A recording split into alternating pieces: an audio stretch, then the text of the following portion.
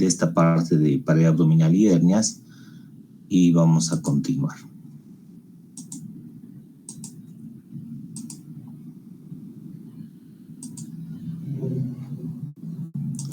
Entonces estábamos viendo las hernias y habíamos visto o empezado más bien las hernias inusuales, ¿no? Decíamos que estas son hernias que no se presentan con mucha frecuencia. Teníamos varias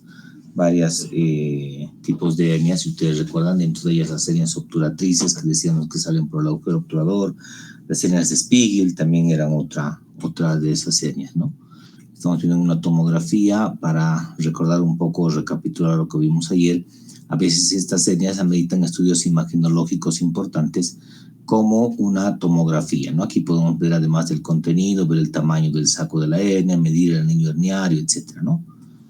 Y bueno, vamos a ver ahora las hernias posteriores, también llamadas hernias lumbares. En la región posterior tenemos dos zonas débiles, si ustedes recuerdan, una zona que corresponde al triángulo de Greenfield y otra al triángulo de Petit, que está un poco más abajo, ¿no? En relación al triángulo de Greenfield, es una zona que se encuentra delimitada en parte por la 12ª costilla, por los músculos paravertebrales, por el músculo dorsal ancho, ¿no? Esta es una zona débil que cuando hay aumentos de la presión intraperitoneal pueden producir hernias, ¿no? Y el contenido de las hernias van a ser parte del retroperitoneo, pero también pueden ser parte del contenido peritoneal, es decir, asas de intestino delgado, el colon inclusive, etcétera. Y la otra hernia que también sale en esta región posterior o lumbar es la hernia de Petit, ¿no? Esta está delimitada por la cresta ilíaca por una parte, por el músculo dorsal ancho y por el músculo oblicuo mayor, quienes van a delimitar una zona débil por donde también protruyen estas hernias, ¿no? Muchas veces el diagnóstico no es tan fácil, sobre todo si la hernia es más pequeña, puede semejar una lumbalgia y el paciente puede estar mucho tiempo tratado como lumbalgia hasta que se haga evidente esas manifestaciones de abultamientos cuando el paciente haga un esfuerzo físico, ¿no? Estamos viendo las zonas, decíamos, del triángulo de Greenfield y el triángulo de Petit. Entonces, cuando vemos al paciente, pues cuando ya es una hernia establecida, vamos a ver un aumento de volumen en la región lumbar que habitualmente protruye cuando el paciente hace el esfuerzo físico, ¿no? Entonces, vean ustedes, pueden ser bilateral, como en este caso, y si hacemos una tomografía, vamos a ver la solución de continuidad en la región posterior y la aparición de una hernia, ¿no? Aquí estamos viendo una tomografía simple de abdomen, vemos el cuerpo de una vértebra, vemos la región retroperitoneal, aquí vemos parte del riñón y vean ustedes cómo aparece una zona débil con un contenido de la hernia, ¿no? Lo mismo aquí. Entonces vean ustedes que el contenido, decíamos, de la hernia no solo puede ser elementos del retroperitoneo, como en este caso, sino puede también ser elementos de la cavidad peritoneal, ¿no? En este caso parte del colon y parte del intestino delgado también puede estar presente, ¿no? Y al tener un anillo de una hernia también hay un riesgo de que haya una incarceración y estrangulación. Entonces, cuando vemos al paciente, pues a veces si el paciente tiene mucho panículo adiposo es difícil de ver, hay que palpar y ver si es que el paciente o si es que esta masa protruye cuando el paciente hace algún esfuerzo físico. El triángulo de Petit es un triángulo que está en la región un poco más baja y también se puede presentar en manifestaciones así como están viendo, con unas hernias bastante grandes, ¿no? Y si hacemos una tomografía, igual en este caso estamos viendo parte del anillo de la hernia en el triángulo de Petit y además vemos el saco mismo de la hernia con el contenido que viene de la cavidad peritoneal, así como están viendo, ¿no? O en esta otra imagen vemos igual. Entonces utilizamos muchos exámenes imagenológicos y dentro de ellos la tomografía nos ayuda mucho para saber el tamaño de la hernia, el diámetro, etcétera, y la configuración que pueda haber. Entonces, cuando vemos estos pacientes con hernias, el tratamiento obviamente es quirúrgico, ¿no? Y aquí tenemos algunos problemas, porque generalmente la opción puede ser transabdominal, pero se prefiere hacer por la región posterior a través de una incisión, que es como una lumbotomía, reducir el contenido a la cavidad peritoneal y resecar el saco cerca a la base, además de colocar un refuerzo con una malla de polipropileno la mayor parte de las veces. Y vean ustedes que antes teníamos un problema porque si ustedes recuerdan, parte de los límites de estas hernias son estructuras óseas, como la 12ª costilla o la cresta ilíaca, y esto dificulta mucho el poder fijar la malla en esta zona para evitar recidivas. Podemos fijar las estructuras musculoaponeuróticas vecinas, pero ya cuando estamos en el tejido óseo es más difícil, porque si queremos poner un punto, podemos perfectamente con la aguja llegar hasta el periósteo del hueso, y esto va a producir dolor en el paciente, dolor a veces de alta intensidad, lo mismo en la cresta ilíaca. Y entonces por aquí quedaría todavía una zona débil por donde puede volver a protruir un saco de una hernia. Hoy en día contamos con un elemento importante en la cirugía, como es el pegamento biológico, ¿no? Viene con el nombre de histoacril y su composición es el cianoacrilato. Este es un pegamento biológico que no lesiona o no altera el periósteo, por lo tanto no va a haber ese dolor que decíamos, ¿no? Se utiliza mucho en hernias cada vez más hoy en día. Se extiende simplemente la malla en este espacio después de haber reducido el contenido, y con unas gotas sobre la malla y el tejido, la malla va a quedar fija al tejido, ¿no? Lo mismo en estructuras óseas. Al ser un pegamento no estamos lesionando el periósteo, repito, y por lo tanto no va a haber esa complicación del dolor. El pegamento es instantáneo. Si ustedes vierten una gota entre la malla y el tejido, probablemente en 2 o 3 segundos va a estar pegado la malla fijo hacia el tejido donde se ha puesto. Se puede aplicar no solo en estructuras óseas, sino también en estructuras blandas, ¿no? En la parte musculoaponeurótica, incluso se utiliza en la piel cuando uno no quiere poner puntos. Podemos utilizar el histoacril para hacer suturas, no suturas, sino un acercamiento o afrontamiento de la piel más incluso estético. Otras hernias importantes son las hernias perineales. Estas hernias perineales aparecen como defectos del piso pélvico. Se presentan cada vez menos, pero todavía están presentes, y se acompañan habitualmente de descensos, ¿no? De descensos de vejiga, de descensos de recto, etcétera, por una debilidad a nivel del piso pélvico. Antes era muy frecuente este tipo de hernias en mujeres añosas multíparas, ¿no? Recuerden que antiguamente, las mujeres tenían una paridad muy alta, ¿no? Tenían 12, 10 hijos, etcétera, y esto lo que hacía era finalmente, en la edad adulta, lesionar o debilitar más bien el piso pélvico, y por lo tanto había descensos del útero, descensos de vejiga, el recto, etcétera, que ameritaba una conducta de reforzamiento a nivel del piso o suelo pélvico. Entonces, cuando hay una hernia perineal, generalmente se acompaña de otros descensos, y el tratamiento consiste en reducir el contenido de la cavidad peritoneal y reforzar el defecto con una malla generalmente de polipropileno.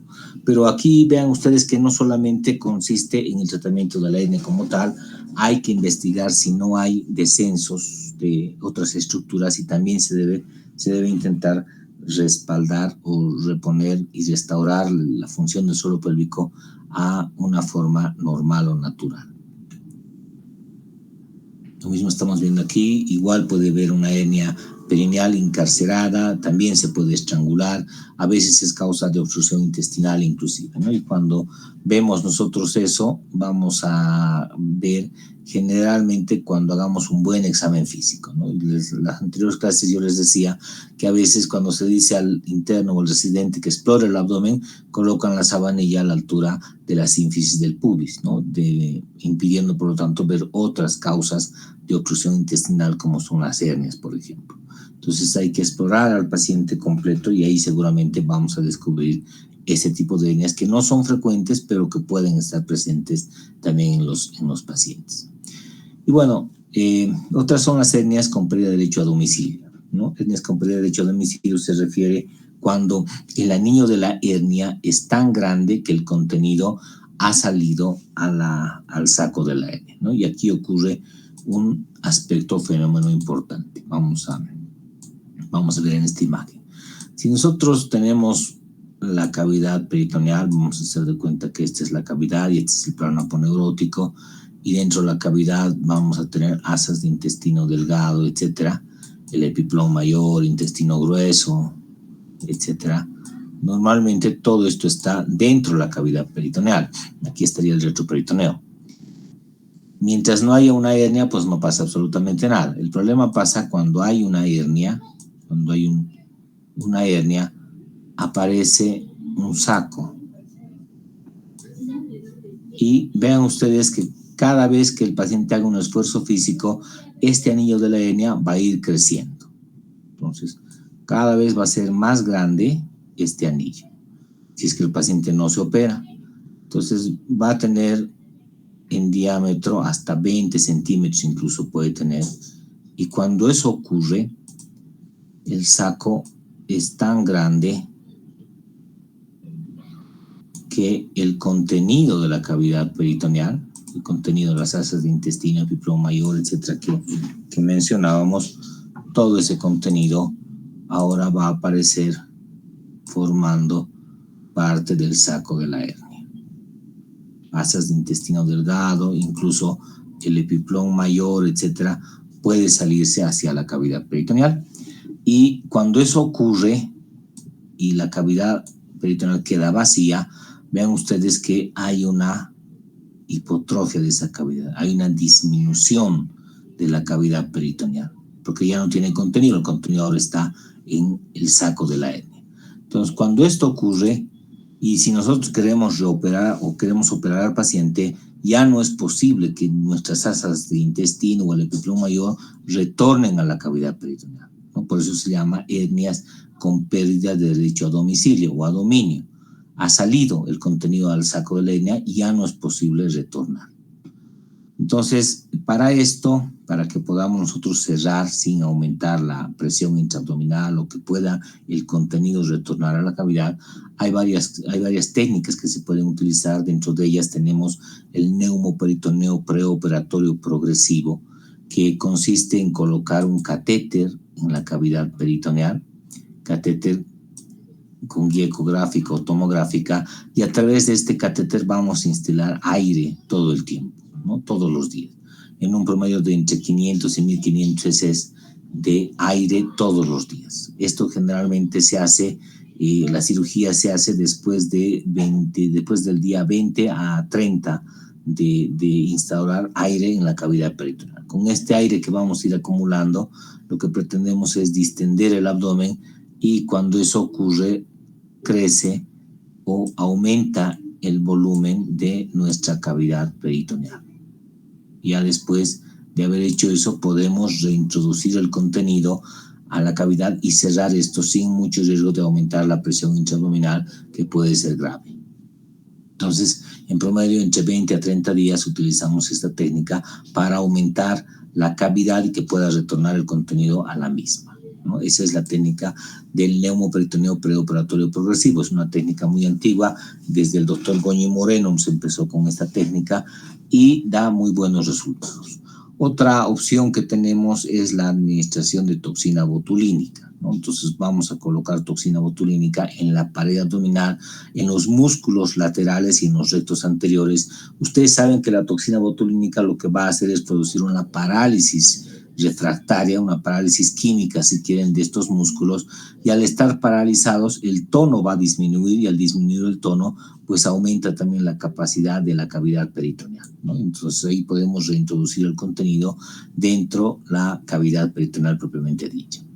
Y otra técnica que también utilizamos con cierta frecuencia es la separación de componentes. Esta técnica consiste en cortar parte de unos músculos, ¿no? Vamos a hacer una imagen.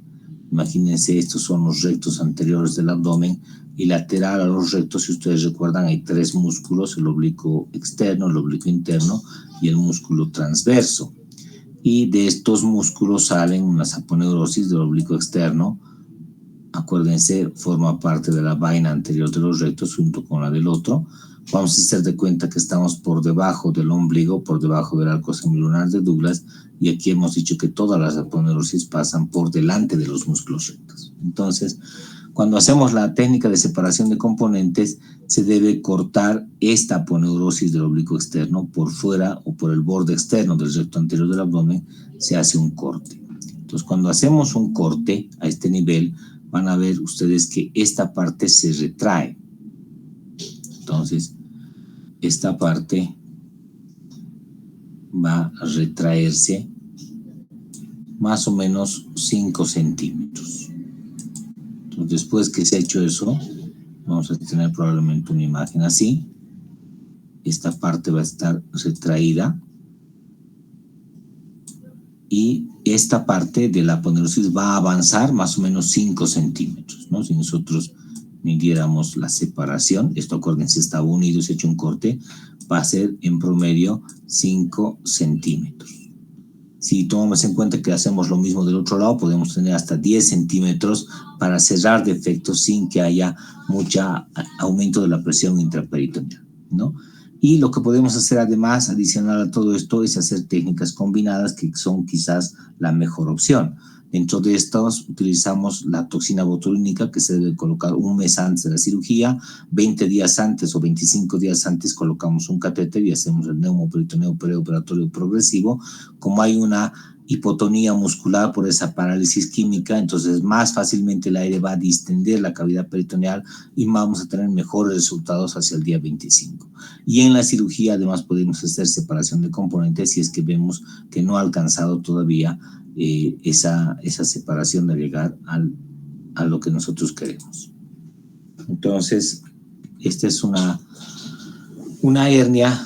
Vean ustedes que mide en promedio 15 centímetros, casi 16 centímetros en diámetro, ¿no? Estamos viendo una tomografía simple y vean ustedes que en la tomografía nos muestra los 3 músculos laterales, el oblicuo externo, oblicuo interno y el músculo transverso de ambos lados, y a su vez estamos viendo los rectos anteriores. Estos son los músculos rectos anteriores y esto que están viendo es el diámetro o la separación de estos músculos rectos que corresponde a la hernia, al cuello de la hernia o el anillo de la hernia, que mide, vean ustedes, casi 16 centímetros, ¿no? Entonces, antes de colocar el neumoperitoneo, valoramos esto. Si nosotros quisiéramos en la cirugía aproximar esto a esto, sería muy complicado, ¿no? Vamos a tener que aumentar la presión intraabdominal y el contenido que está aquí afuera, que es asas de intestino, vean ustedes, no va a ser capaz de retornar hacia la cavidad peritoneal.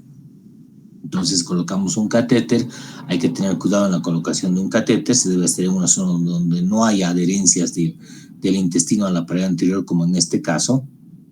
Colocamos el catéter y vamos a ir colocando aire, ¿no? Esta es la misma paciente en la tomografía, donde vean ustedes se ha elongado estos músculos oblicuos, comparen el tamaño de estos en relación a esto, ha aumentado en tamaño, y también los músculos rectos, vean ustedes el tamaño de los rectos era un poco corto, ahora vean cómo el tamaño de los rectos ha crecido, ¿no?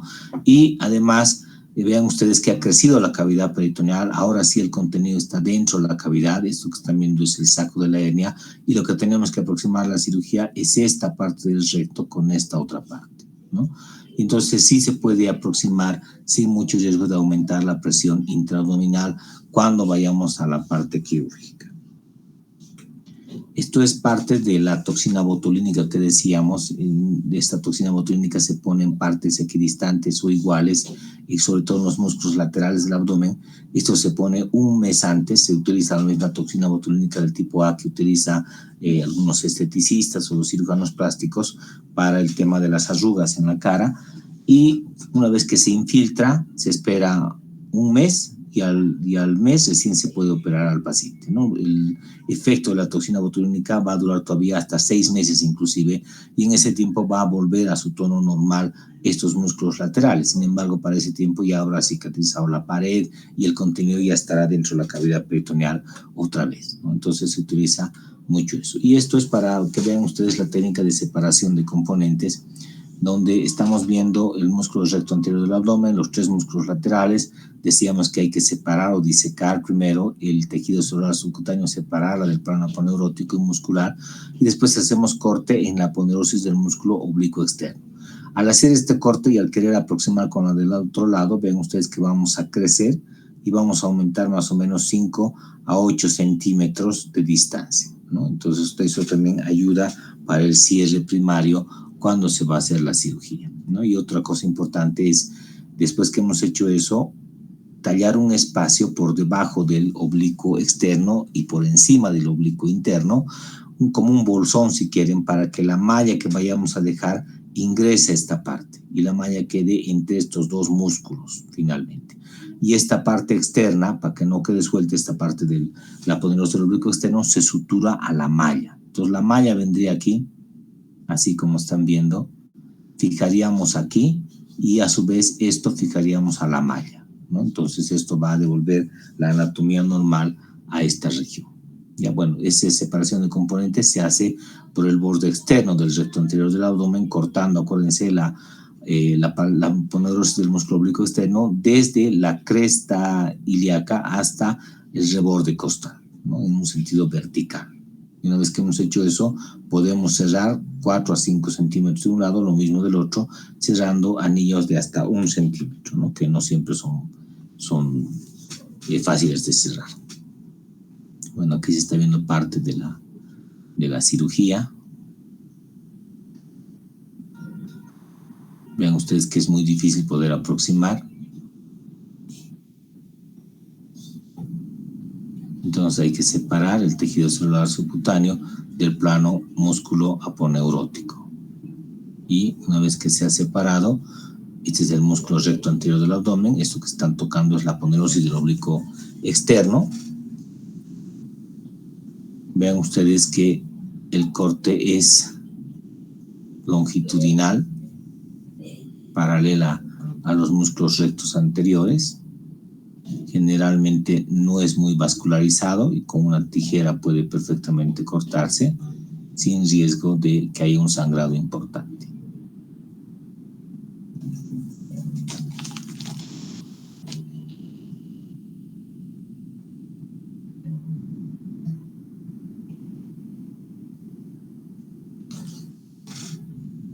Entonces decíamos que hay que cortar y además hay que crear un espacio entre el oblicuo externo o la aponeurosis de este oblicuo externo y el oblicuo interno que está adentro.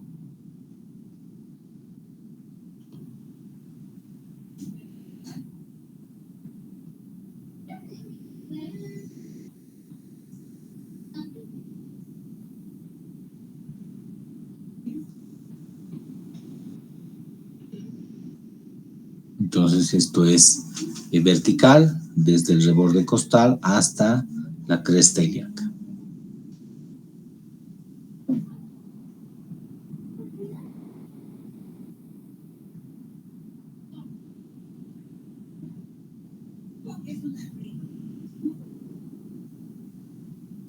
Entonces este es el espacio que se está creando para colocar la malla a este nivel.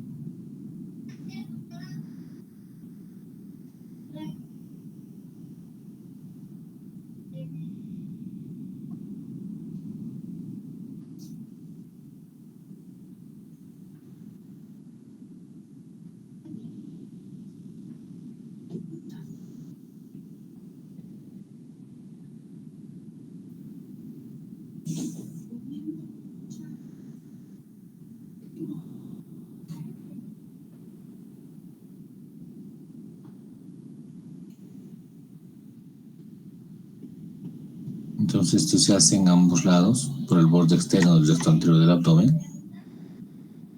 Y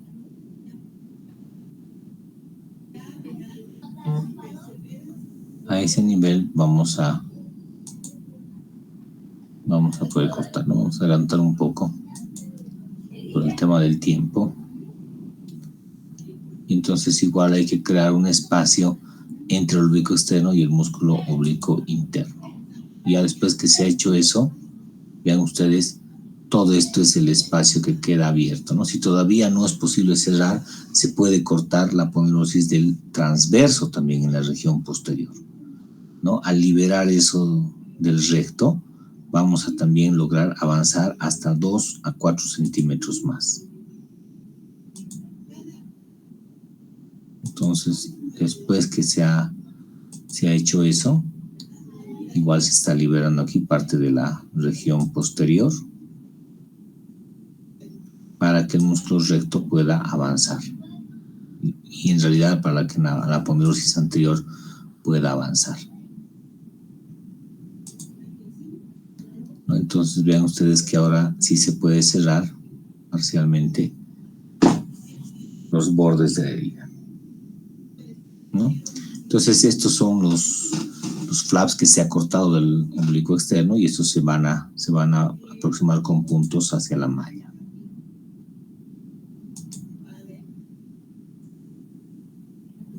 Entonces, vean ustedes, la malla está siendo colocada y esto es lo que se ha cortado del oblicuo externo que se sutura a la malla de polipropileno,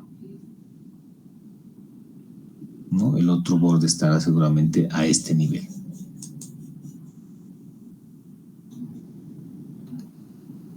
Entonces, esto es lo que se ha cortado del oblicuo externo que está suturado a la malla, el otro borde estará por aquí.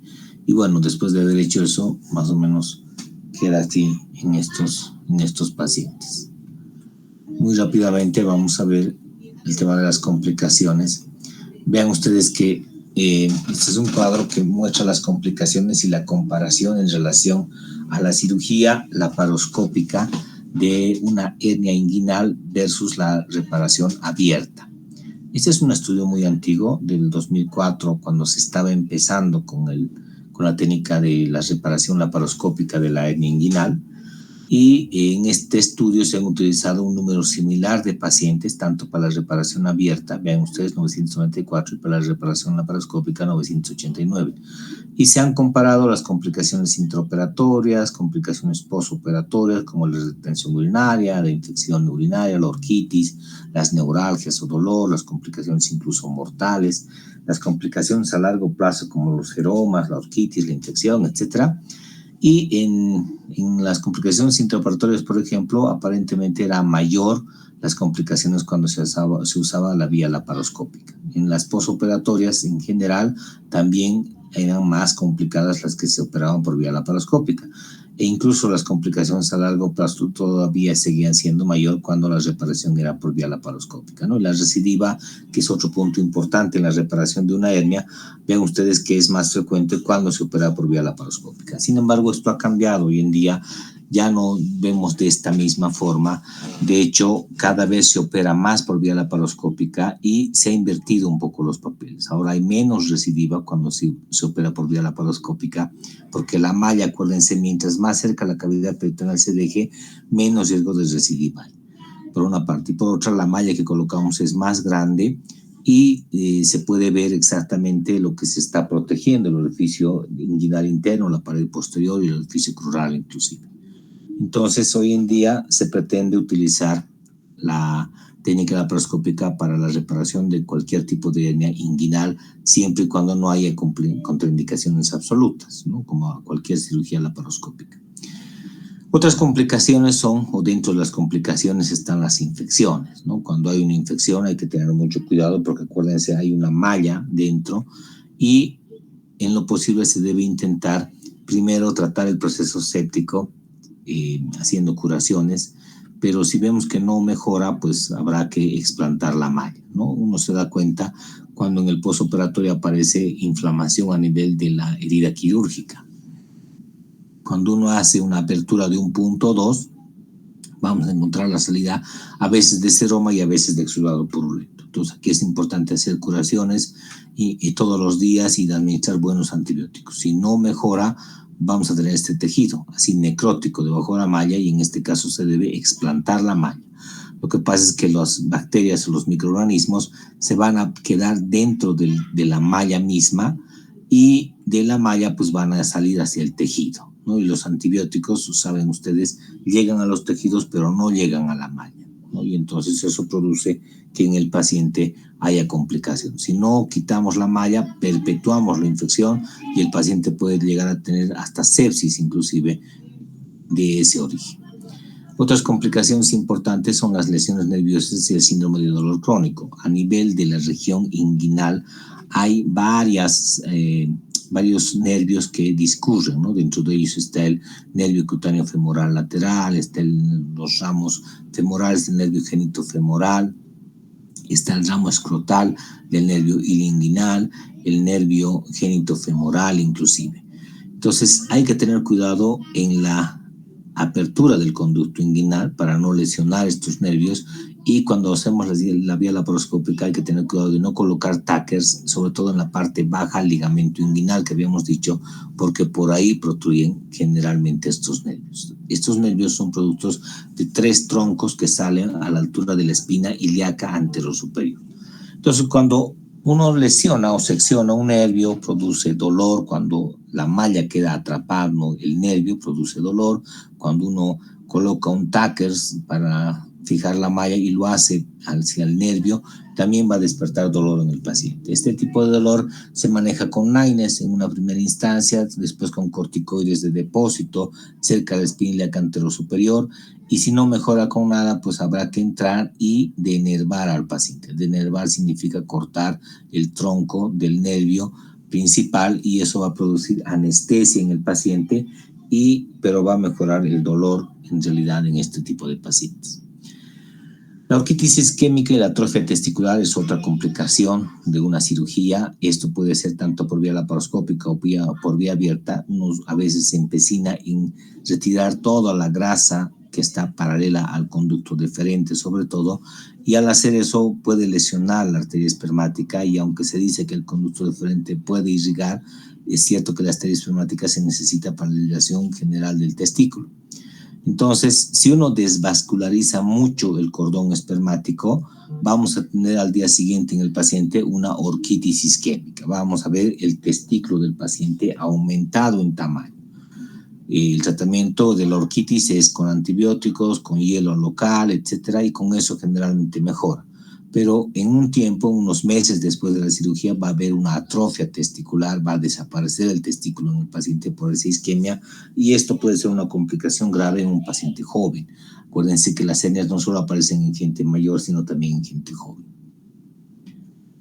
Puede haber lesión del conducto deferente, esto sobre todo cuando la hernia es indirecta. Acuérdense que el saco de la hernia está dentro de los elementos del cordón espermático, y a veces al liberar el saco de los elementos podemos lesionar el conducto deferente, ¿no? Y aquí otra vez, si el paciente es joven, grave complicación. Si el paciente ya es mayor, añoso, etcétera, puede que no pase absolutamente nada. Existen unas hernias que se llaman hernias por deslizamiento, ¿no? Estas hernias por deslizamiento son hernias que se producen en la región inguinal, y se produce cuando una de las paredes del saco de la hernia está formado por una víscera. Para que se entienda un poco mejor, vamos a ver en esta imagen cómo es posible esto, ¿no? Vamos a imaginarnos que este es el anillo de la hernia. Ahí tenemos un anillo, y ustedes saben que quien forma el saco de la hernia es el peritoneo parietal.